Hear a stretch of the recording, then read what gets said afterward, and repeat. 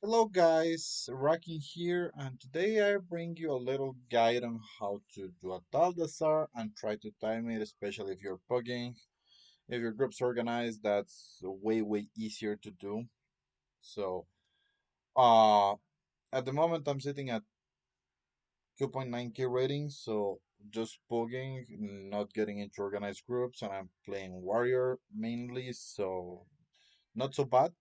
I'm gonna get a DH very soon. I haven't had much time to play. Anyhow. When you do a Atal'dazar, the first thing I recommend you to do is pay attention to what tank you get. If you get something that's not a Paladin or a DH, you're gonna first go to Resan. If you have a Pali or a DH, you can go Trollside, Princess, Resan, Volcal, and all that. But if your tank's not one of those two classes, I really recommend you go directly to Resan. And with Resan, you have to not step on the purple puddles, hide behind pillars to avoid the fear, and if it targets you with Devour, just run away on the water. Don't get into land, because if you get into land, you're gonna make a shit ton of raptors, and that's probably gonna kill your tank. That's very important to keep in mind.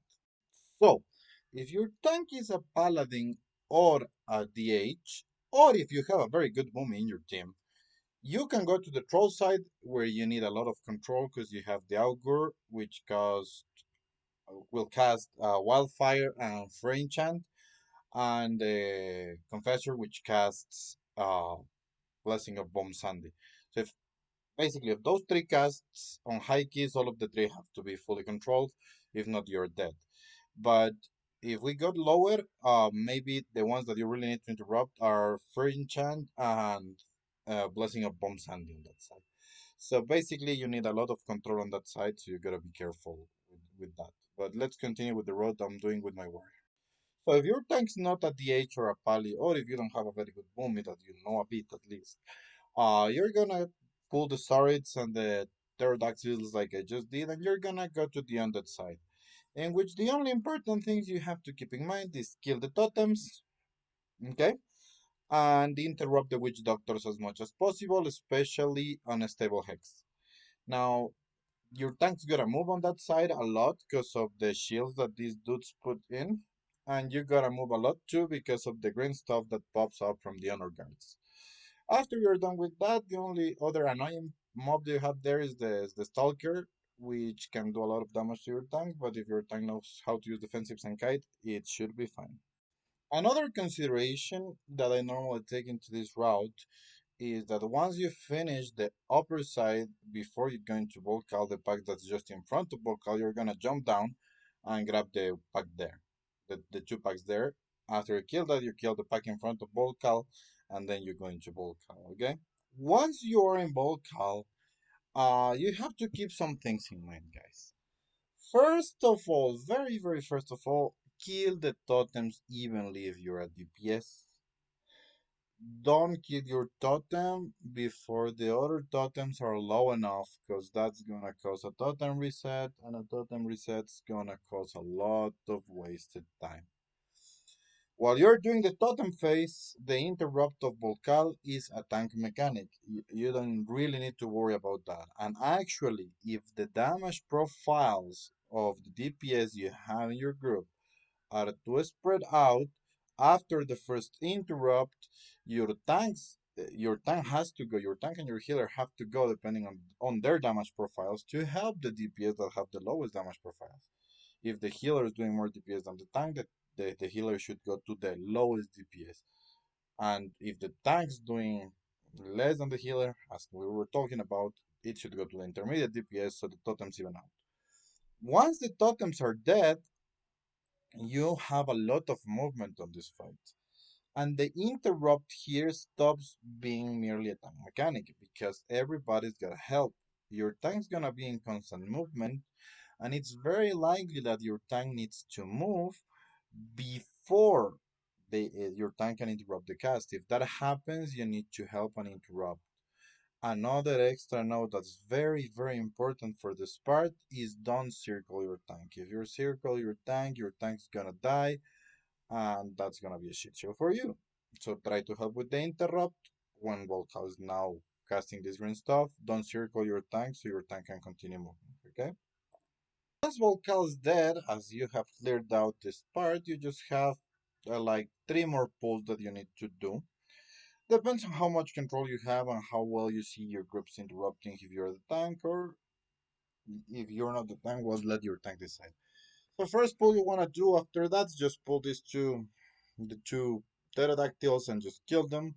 Then you're gonna pull the big dinos and the archer and the hunter that's their master and kill that too. Now on that pull you have 2 important things to keep in mind. Dodge, Frenetize Cherish, and Interrupt Dynamite. If you do those 2 things, you're all good and smooth and you can just rinse and repeat. Now, a very important note of the exact route you're seeing and I'm describing you is that you need to pull one of the pterodactyls from the high part. So don't forget that. If you don't do that, you're not gonna get 100%.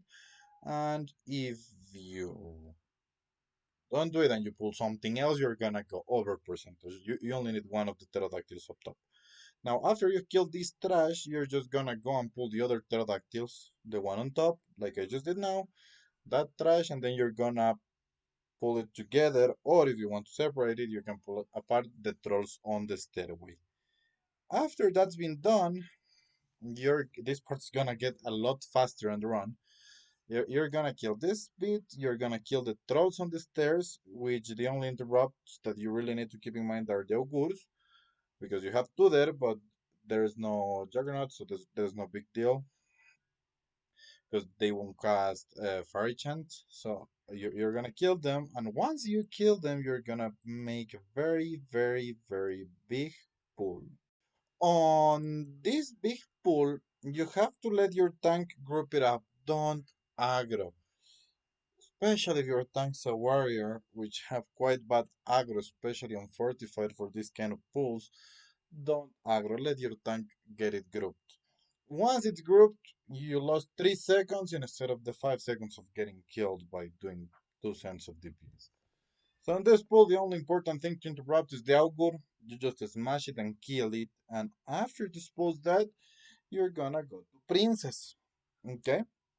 Now, this pull usually dies quite fast because it aligns well with cooldowns, and your tank can pull, or you can pull if you're the tank princess, while the priests are still up, because priests will give you more blood puddles to handle the thingy, okay? Now, something very important, if you're not on an organized group, just kill the ad, CC it, and keep damaging it till it dies. And after that, the ad's dead. Uh, is gonna be very close to transfusion. You need to grab the blood bottle. Most common mistake I see on pugs is that some people do not grab the blood bottle, and then the boss heals or gets less damage, and that just elongates the fight a brutal lot. Because this boss has literally 2 HP bars, because you're supposed to do 50% of its HP just by picking the blood bottles on time. So if you don't do that, you are quite literally killing a boss and a half or 2 bosses instead of one. And on Tyrannical, that's not really good. That's very bad juju for you. If you have done all this correctly, killing the ads, getting your portals, and DPSing properly, the boss should die very fast after the second transfusion.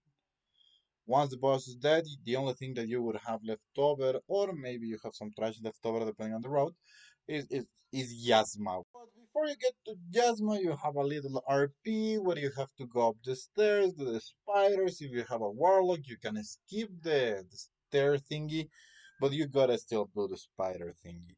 Now, the spider thingy, just don't stomp on them. I mean, a tank can survive one, but a healer or a DPS will die, so don't stomp on them. If you do that, you're likely dead. Now, finally, for Yasma, Yasma has 3 important mechanics to keep in mind, okay? The first one is the spiders that are gonna pop up constantly, and you gotta not stomp on them. Best way to deal with that one is just move with the boss. And the boss is gonna move with the tank. So basically move with the tank. If your tank moves a little slow, try to DPS from the sides of the boss, but uh, keep moving with the tank. Now, the other important mechanic is soul rend, where you get the arrows on top of you, and you're gonna get a copy of yourself, and you gotta kill that one. And the last one is not necessarily a mechanic that you can deal with, but there are ways to handle it. Okay, and it's wrecking pain. Whenever wrecking pain targets you, if you have any way to mitigate magical damage, you can pop that up, and that's gonna reduce a lot of damage incoming to the group. And if you're a warrior, you can spell reflect it and deal a crap ton of damage to the boss. Now, important notes, don't stomp on the spiders. If you stomp on the spiders, you're gonna get killed. And also, the healer has to be very aware and heal a lot on the Sovereign part. And also, the Sovereign copies cannot get to boss. When they are made, they have to be killed as soon as possible. And that's it for the Yasma. Move with your tank, kill the copies, and don't stomp on spiders. And if you can, mitigate the wrecking pain mechanic. Thank you guys. That's all. Have a good one, and I hope you enjoyed.